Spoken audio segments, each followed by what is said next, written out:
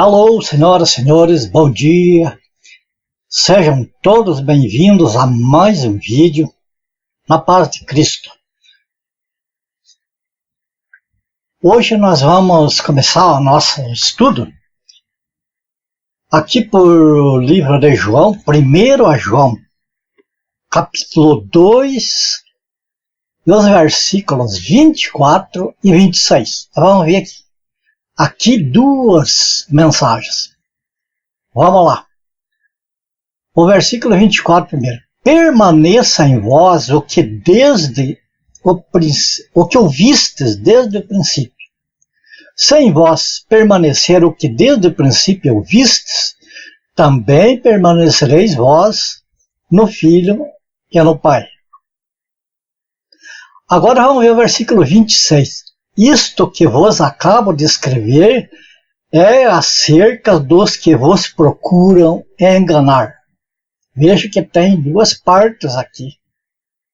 Permaneça em vós o que ouvistes desde o princípio.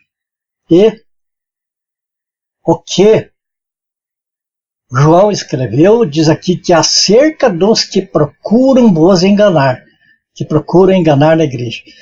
Nós temos várias profecias, principalmente, além dessa aqui, nós temos o apóstolo Paulo, que ali ele reunindo os bispos de Éfeso, ele fala uma coisa muito interessante, que ele disse após a minha partida, isto é, após sua morte, ele falou virão. Ele não disse assim, olha, pode ser que aconteça de vir. Ele falou virão. É como que ele diz assim, é certeza que vai vir o quê? Pessoas vestidas de lobos vestidos de ovelhas, que não pouparão o rebanho. E ele falou também, tem aqueles que dentre nós mesmos, eles vão sair, vão procurar levar os discípulos após si. Então nós vemos ali também dois tipos de pessoas, um ataque na igreja, de fora para dentro da igreja, e um ataque à igreja de dentro da própria igreja. Isso aqui estamos falando do corpo de Cristo, não estamos falando de denominações, falando no corpo de Cristo. E então os lobos seriam aqueles que viriam de fora para tirar proveito do rebanho, como nós vemos hoje. Afinal, faz 2000 anos mais que foi profetizado isso. Imagine como que está hoje na cristandade a quantia de lobos e aqueles procurando discípulos para louvar eles, né? Está cheio.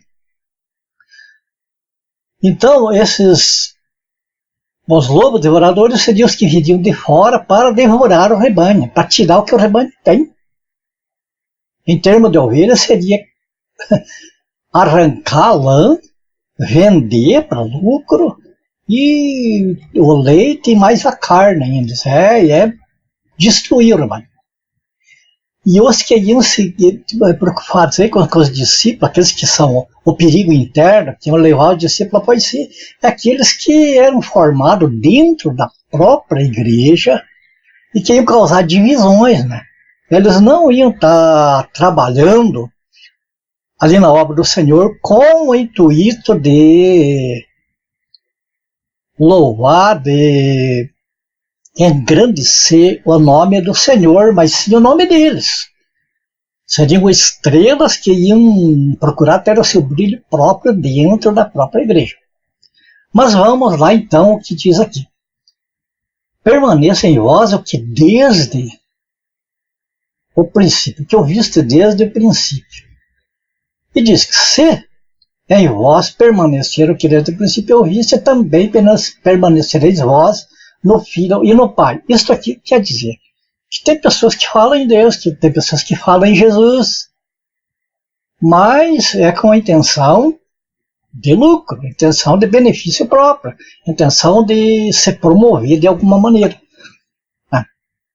Agora vamos ver aqui essa palavra, o princípio, porque o que diz aqui é que é para permanecer, na igreja, no corpo de Cristo, né? O que os membros deste corpo ouviram desde o princípio. O que é este princípio? Conforme o que está no original, no grego, essa palavra é arte. E significa, por exemplo, a pessoa ou coisa que começa. A primeira pessoa ou coisa numa série, o líder. Falando de liderança. Princípio na liderança. Também significa aquilo pelo qual algo começa a ser, a origem, a causativa. O que nós entendemos aqui? Quem é o líder da igreja? Jesus Cristo.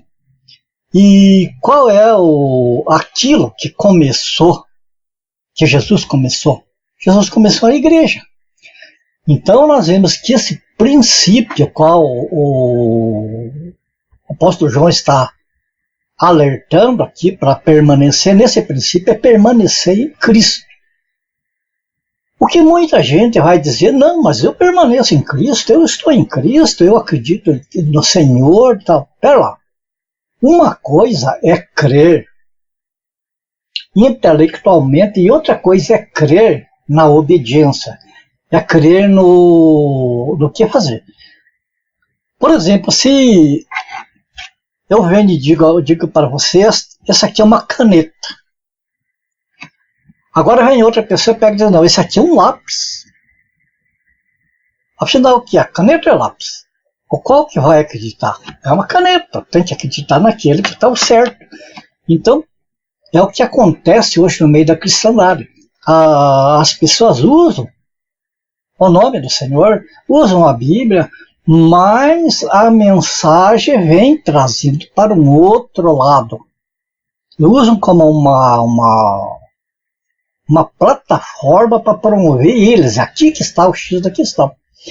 Então o que eu posso estar dizendo é não se deixe enganar por esses falsos que distorcem a palavra de Deus, que distorcem aquilo que foi colocado por o Senhor Jesus. Ele que é o líder, ele que é o princípio da igreja. Porque veja, que Jesus Cristo, nós vemos, por exemplo, o que qualquer cristão conhece, onde está ali no livro de João, o capítulo 1 e os versículos 1 e 14. Eu vou falar aqui porque tem algumas pessoas que podem ver o vídeo e não conhecer essa passagem.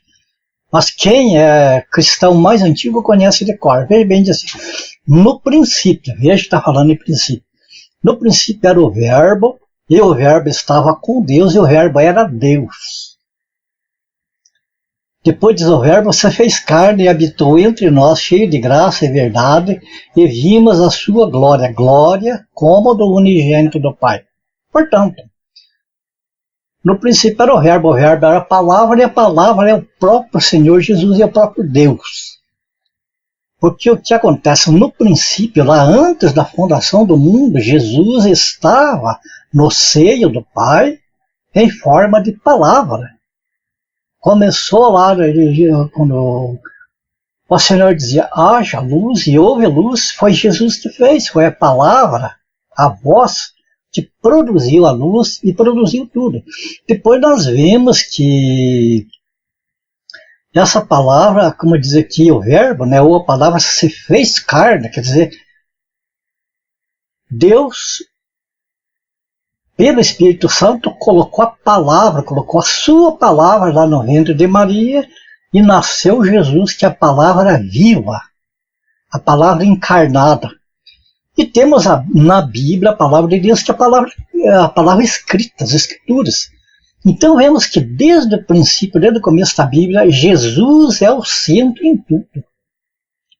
Ele é o princípio, a liderança, né, em todas as coisas. Então é nele que nós devemos estar e não podemos nos desviar, porque, como diz, acerca dos que vos procuram enganar, eles vão tentar tentar desviar a atenção da igreja para outras coisas, né?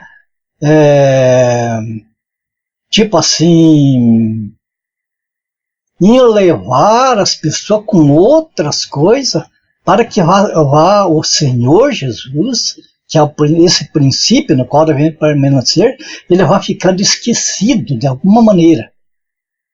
Essa é a intenção deles. Então, quando eles começam a pôr outras coisas no meio do evangelho para chamar atenção. É aqui que tem de ter o cuidado. Então vemos que Jesus é o princípio de tudo, e ele é o fundamento da igreja. Nós vamos ver aqui, quer ver? No livro de Efésios, capítulo 2, deixa eu achar aqui. Efésios, capítulo 2, versículo 20. Diz assim: edificado sobre o fundamento dos apóstolos e dos profetas, de que Jesus Cristo é a principal pedra da esquina. Veja que está dizendo no fundamento dos apóstolos e dos profetas. O que está dizendo é que os apóstolos e os profetas, eles falaram de Jesus, eles testificaram de Jesus, eles colocaram Jesus como sendo o fundamento da igreja. Jesus é o fundador e o fundamento da igreja. Agora veja por que é assim. Em 1 Coríntios, capítulo 13, versículo 11, diz assim: porque ninguém pode pôr outro fundamento além do que já está posto, o qual é Jesus. Quer dizer que está provado que o fundamento da igreja é Jesus, comprovado pela voz dos apóstolos e dos profetas. Certo? Não é como a igreja católica diz que Pedro é o fundamento da igreja. Eles pegam um versículo isolado para tentar, né? Eles têm que fazer isso para eles poderem manter a religião católica em pé. Mas não é. É um erro, é uma mentira. Porque eles sabem, lá o clero sabe disso. Então é Jesus Cristo o fundamento. Ele é o princípio. E a igreja é o que ele fundou, é o princípio também. E é nesse princípio que nós precisamos, como corpo de Cristo, como igreja, estar alicerçado, estar fundamentado e não se desviar desse fundamento.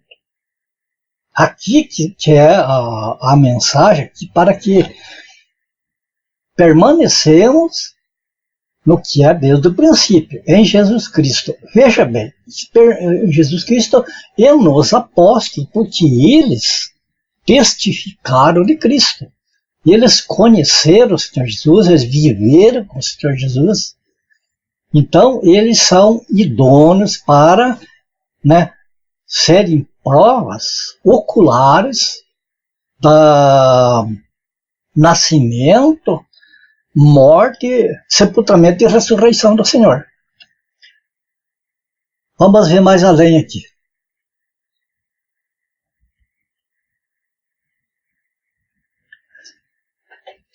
Veja que quanto a desviar para outro evangelho, ou para o mesmo evangelho, mas distorcido, veja o perigo aqui. Gálatas capítulo 1, versículos 8 e 9. Mas ainda que nós, ou mesmo um anjo vindo do céu, vos pregue evangelho, quer dizer, o mesmo evangelho, mas que vá além do que vos temos pregado, seja anátema. Anátema é maldito, é separado para a maldição. Né? Assim como já dissemos e agora repito, se alguém vos prega evangelho que vá além daquele que recebeste, seja anátema. Olha o que João alertou no começo lá.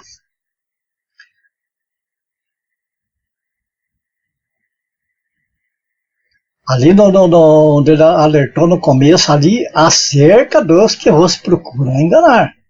Então sabemos que ia aparecer, segundo o apóstolo Paulo, nos alertou que ia aparecer alguém pregando um evangelho acrescido, como você vê hoje. Hoje, na igreja primitiva, você não via essas bugigangas ungidas de hoje, você não via adoração da arca, você não via teatro, você não via culto de tantas coisas, campanha, não sei o que, você não via pessoas rodopiando lá e falando coisas sem nexo.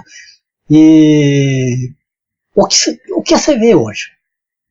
Observe o que acontece hoje nos lugares que são pregados o evangelho e compare com o evangelho do princípio, o evangelho do Senhor Jesus, que foi pregado por os apóstolos.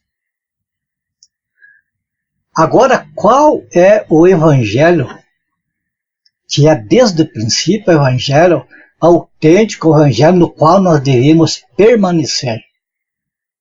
Não seguisse o evangelho que vai além disso aqui. Vamos ver, está em 1 Coríntios, capítulo 15, dos versículos 1 até o 11. É um pouco extenso, mas vale a pena acompanhar. Veja, diz assim: Irmãos, venho lembrar-vos o evangelho que vos anunciei, o qual recebestes e no qual ainda perseverais. Por ele também sois salvos, se retiverdes a palavra tal como vos a preguei, a menos que tenhais crido em vão. Antes de tudo, vos entreguei o que também recebi. Olha o que o apóstolo Paulo está falando. Antes de tudo, vos entreguei o que também recebi, que Cristo morreu pelos nossos pecados, segundo as Escrituras, e que foi sepultado e ressuscitou ao terceiro dia, segundo as Escrituras, e apareceu a Cefas e depois aos 12. Depois foi visto por mais de 500 irmãos de uma só vez, dos quais a maioria sobrevive até agora, né? Isso na época que foi escrito, né, que Paulo escreveu, porém alguns já dormem. Depois foi visto por Tiago, mais tarde por todos os apóstolos, e afinal, depois de todos, foi visto também por mim, como por um nascido fora de tempo, porque eu sou o menor dos apóstolos, que mesmo não sou digno de ser chamado apóstolo, pois persegui a igreja de Deus. Mas pela graça de Deus, sou o que sou. E a sua graça que me foi concedida não se tornou vã. Antes, trabalhei muito mais do que todos eles. Todavia, não eu, mas a graça de Deus comigo. Olha que maravilha. Diz, eu trabalhei mais do que todos eles, mas não eu.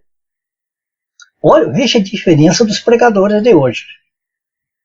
Ele fez mais do que todos os outros e ele diz, não fui eu. Foi a graça de Deus através de mim. Oh, maravilha! O que é a verdade? O que é uma pessoa que prega as verdades do Senhor, que coloca Jesus como centro. Coloca Deus como centro e não a pessoa. Concluindo aqui, portanto, seja eu ou sejam eles, assim pregamos e assim crestes. Veja bem, o que o apóstolo Paulo falou aqui, ele falou o evangelho que nós pregamos, aquele o evangelho que todos os apóstolos, todos esses aqui, presenciaram, tiveram a certeza do nascimento, da morte, do sepultamento e da ressurreição do Senhor Jesus, que apareceu vivo depois do seu sepultamento. E nós pregamos a isso. Nós pregamos, segundo as Escrituras, o nascimento, a morte, o sepultamento e a ressurreição do Senhor. Este é o evangelho a ser pregado. Agora veja o evangelho que se prega hoje. Hoje está uma contaminação na cristandade que é horrível, uma coisa terrível. Então, amados, vamos ficar no princípio. Ficar no princípio, vamos ficar com as Escrituras. Vamos ficar com aquilo que Jesus ensinou e com aquilo que os apóstolos ensinaram e tudo mais. Vamos deixar de lado. Todas essas invenções que estão inventando nas igrejas, isso não passa de uma estratégia para chamar pessoas. para aumentar o número de pessoas na igreja e aí, então, ter lucro, poder montar aqueles templos que são verdadeiros pirâmides do Egito, enquanto que pobres estão passando fome, estão morrendo, estão sofrendo, que é esses que o Senhor falou para que a sua igreja cuide dos pobres, né, das órfãs e dos viúvos, que são as pessoas necessitadas. Mas a cristandade hoje prefere viver no luxo, construir as riquezas, viverem na riqueza, viver no conforto. Esquece-se que o Senhor Jesus preferiu nascer ali e vir ao mundo numa manjedoura. Ele deixou de lado os palácios governamentais, a fama e tudo mais, e veio se unir aos pobres, aos necessitados, e veio socorrer, veio repartir pão e sustentar os pobres, e deixou esta missão para a igreja. E a igreja da cristandade está desviando tudo isto que o Senhor deixou, que o Senhor ensinou, que o Senhor mandou fazer, e estão fazendo o que eles querem, da maneira que eles querem, inventando o que eles querem, acrescentando o que eles querem ao Evangelho do Senhor. E está aí o resultado. Muitas pessoas aqui podem me criticar, não tem problema, eu estou pronto para crítica. Mas o que eu peço é que não fique no que eu falo. Observe e comparem. Comparem o que acontece no meio da cristandade e o que está na palavra de Deus, o que está nas Escrituras. A minha intenção aqui não é me promover de maneira nenhuma, apenas quero trazer a verdade, quero alertar aqueles que estão no engano, por inocência, e aqueles que, por espertos, estão fazendo isso. Lembre-se, vai prestar conta ao Senhor. Vai prestar conta ao Senhor. Depois não digam que não foram avisados, porque vocês leem as Escrituras, vocês sabem. Tá bom? Então por aqui a gente fica, porque o tempo corre e temos de parar. Tão gostoso falar da palavra de Deus. Que o Senhor te abençoe, você e tua família. Que o Senhor te guarde, te dê muita paz, que o Espírito Santo possa, então, falar no teu coração, que não fique você das minhas palavras, mas que ouça a voz do Espírito Santo aí durante a tua oração, durante o teu momento com o Senhor, e pense que aquele Pai que Deus é um Pai justo e é um Pai que disciplina os seus filhos. Se estamos trilhando por caminhos errados, se estamos seguindo as doutrinas de homens, vamos nós lembrar que o Senhor Jesus morreu, sofreu, para que nós tivéssemos vida e andássemos em novidade de vida, andássemos no Evangelho, na sua palavra. E que sejamos verdadeiros filhos e servos do Senhor, e não servos de homens. Tá bom? E se for do agrado do Senhor, a gente se vê no próximo vídeo. Até lá, na paz do Senhor Jesus. Até!